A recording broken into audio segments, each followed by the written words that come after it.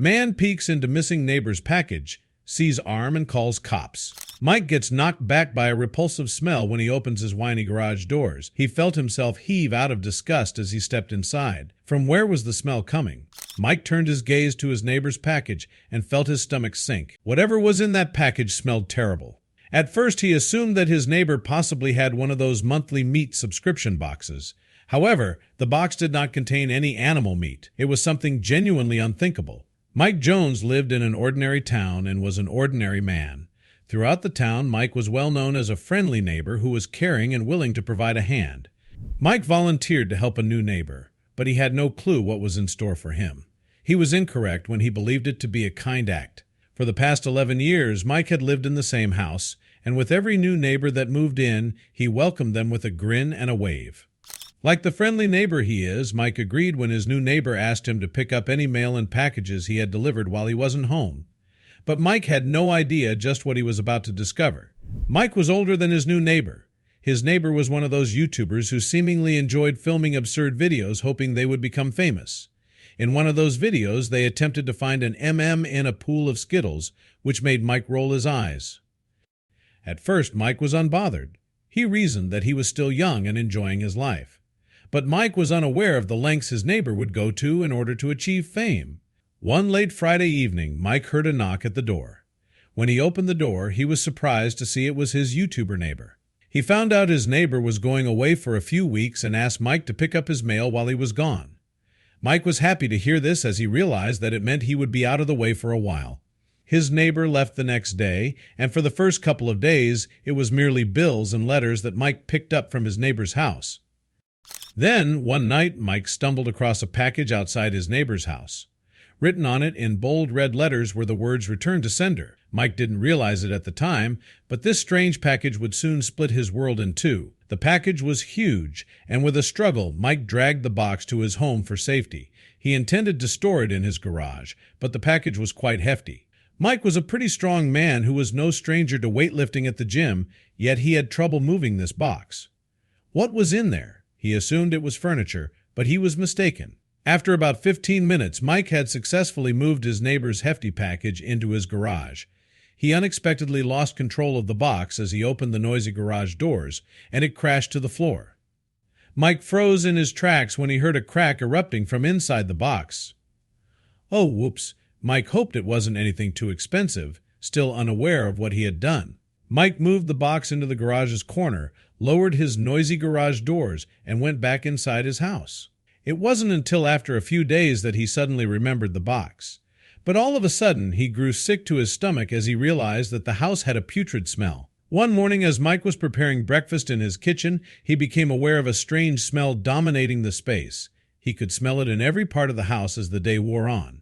It was merely a faint odor at first, but soon changed into something very repulsive. It resembled roadkill. Mike searched all around his house, inspecting each and every corner and nook. However, he couldn't find the source. But then he realized he hadn't checked his garage. He opened the squeaky garage door, and the repulsive smell knocked Mike back. He walked inside the garage, covering his nose. He had no idea what he was about to uncover. Mike scanned all around his garage to try and find the source of the smell. With each step, Mike felt the smell getting stronger and stronger. But then he realized something. The smell was coming from the box in the corner. Mike felt a terrible feeling hit the pit of his stomach as he looked at his neighbor's box. At first, Mike thought perhaps his neighbor had ordered one of those monthly meat subscription boxes. They were incredibly popular throughout the neighborhood. The reasonable thing to do was put it into the fridge right after delivery, but maybe his neighbor had forgotten to mention it to Mike. But what was inside the box was not animal meat. It was something truly unimaginable. He picked up a pair of scissors and bent down, but then he saw the box was soggy. Mike was repulsed at this. He cut through the top of the box, and just when he thought the smell couldn't get worse, he flipped open the flaps and discovered a new meaning of the word stink. Straight away, as Mike opened the box, he was met with a smell that was so disgusting, it made Mike retch. Quickly, he ran outside for some fresh air. What was inside the box that stunk so badly? He knew he had to find it out, but he wasn't prepared for what he would find. No amount of air fresheners, sprays, or deodorants could keep the smell from lingering inside Mike's nostrils. He knew he had to go back inside the garage and take a look inside the box. He took a deep breath before walking back into the garage, armed with a cloth covering his nose, a garbage bag in one hand, and cleaning bleach in the other. Mike made his way over to the box, ready to get rid of whatever was inside. But as Mike was about to find out, he didn't need any of those things. What he was about to find inside the box was nothing that could be cleaned or washed away. It was something that would haunt Mike for years to come. Mike was correct when he guessed that the source of the smell had come from rotting meat. That stench could only be coming from that sort of thing, but it wasn't from a pig or a cow. Very far from it. It was from a human. As a matter of fact, it was from a human that Mike knew very well, his own neighbor. Mike's mouth dropped wide open when he saw his neighbor inside the box. He was evidently dead, but in one piece. He ran out of his garage and called for help on his cell phone. Mike felt sick to his stomach. As quick as a flash, the cops turned up, but Mike wasn't prepared for what he would later find out. As expected, the cops took Mike in for interrogation, seeing as he was the one with the corpse in the garage. Thankfully, they realized he had nothing to do with it and let him go. But there was something inside the box alongside his neighbor's corpse that was a crucial piece of evidence. It would change everything and ultimately prove Mike's innocence. The neighbor was holding a vlogging camera. The cops showed Mike the footage from his neighbor's camera. He had no idea what he was going to watch, but he knew he had to find out. Already emotional from uncovering a corpse in his garage, what Mike saw in his neighbor's footage left him even more lost for words. He felt sick to his stomach and was close to fainting. You see, the footage showed Mike's neighbor sitting inside the box at a shipping facility. He spoke into the camera and told people he was going to mail himself across the county. He had food, blankets, flashlights, and bottles. The plan was foolproof, or that's what he thought. He didn't know what he was getting himself into. His neighbor thought this prank was going to make him go viral. Soon enough, people worldwide would hear about the guy that mailed himself home. He would get thousands of views on his channel and make a good profit out of ad revenue. Maybe he would even get some interviews on mainstream media. And people did, indeed, end up hearing about him. But it was for a much more harrowing and eerie reason. Throughout the following hours of footage, Mike's neighbor seemed cool, calm, and collected despite being stuck and crammed inside a box.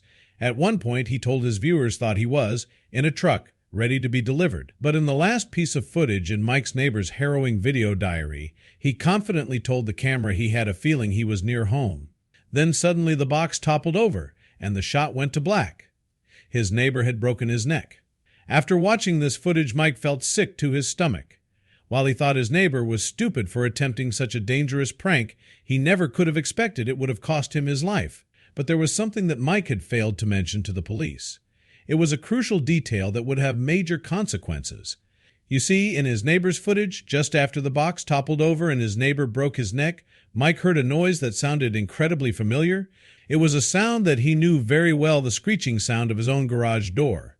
Could it be that Mike was to blame for his neighbor's unfortunate incident? Instantly, Mike was hit by a violent wave of anguish and anxiety.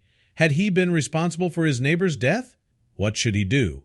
What would the police say about it? But surely they had checked the footage as well. They knew that the cause of the accident was the box toppling over. However, there was one essential detail. Just by checking the footage, the police had no way of knowing where the accident had taken place. They didn't know whose responsibility it was. For all they knew, the box could have fallen off the truck upon delivery, or from one of the racks inside the truck. While reflecting this, Mike came to an appalling realization. The police had no way of knowing that the accident had occurred inside his garage. Therefore, they were in the dark about the fact that it was Mike who dropped the box, causing his neighbor's death. In other words, they couldn't know anything about the extent of Mike's involvement in the accident unless he told them about it.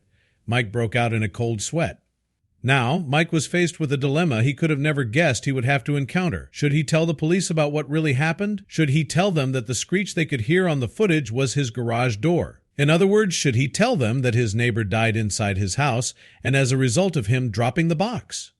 In a few seconds, Mike saw his whole life flashing before his eyes as his heart galloped inside his chest, threatening to jump out of his mouth. He had visions of himself in front of a court, with handcuffs and an orange overall before being sentenced, and then spending the rest of his life in prison or getting out as an old man. And it was all just because of his neighbor's stupid YouTube video that Mike didn't even have business being involved with. Why couldn't his neighbor have started a channel of fragrance reviews or video games? Why did he have to set himself up for a risky prank and get Mike involved without telling him anything about it? Mike felt frightened, devastated, furious, and regretful, all rolled into one. He felt like crying, screaming, and yelling all types of insults and curses dedicated to his neighbor. But all he could do now was sit on that chair in the police station while the officers around him showed him the footage. But what should Mike do now? Should he tell the police the truth and risk going to jail? Or should he just pretend he didn't hear that screech, play dumb, not mention it at all, and carry on with his life? Would he be able to live all his life with the certainty that his neighbor died inside his garage and that he lied to the police about it? One police officer stopped the video right there and then. Then all the officers in the room turned back and looked at Mike for a few seconds. All eyes were on him. He could feel big drops of sweat going down his forehead and flooding the palms of his hand. After a few seconds that felt like an eternity, one of the officers spoke. "I'm sorry for this," the officer said. "I can see that you're distressed. The footage is certainly quite disturbing, and I'm sorry that you had to watch it, but it's necessary. I would like to ask you if the box fell down inside your garage or after you picked it up," he said, giving Mike an ice-cold stare that looked like it could perforate into his mind and his very soul. A few seconds of silence followed. Mike's heart was beating like a drum. Now it was the moment of truth. Now Mike had to make the decision. He could tell the officer the truth, the whole truth, and nothing but the truth, and face whatever consequences followed from it. Or he could omit that one single detail that made him have a part, no matter how accidental and unwilling, in someone else's death and carry on with his life like nothing happened. After some quiet seconds that felt like an eternity, Mike finally spoke. He opened his mouth to give his version to the police officers surrounding him, staring at him with piercing eyes. But before he could speak, he noticed that words couldn't come out of his mouth. He noticed something. It was something that had never happened to him in many years. Tears began flowing down his face, and he broke down. He couldn't take it anymore. He admitted all the truth. The box toppled over inside his garage. It was him that lost his grip on it, resulting in his neighbor's death. Mike buried his face inside his hands, shaking and crying. What was going to happen to him now? Was he going to jail? The police officers seemed shocked by his reaction. One of them brought him a glass of water, and the officer who had asked him the question waited a few seconds before speaking back. "Well, I'm sorry for what you're going through. However, you must know that you won't be accused of manslaughter. It was an accident. However, there's something that might happen. Your neighbor's family might consider that you're liable for the accident, and they might have the right to claim compensation. However, the judge will have the last word in all of this." Mike felt relieved to hear this. Besides, now his conscience was clean. But now there was a new worry in his life. Would his neighbor's family claim compensation?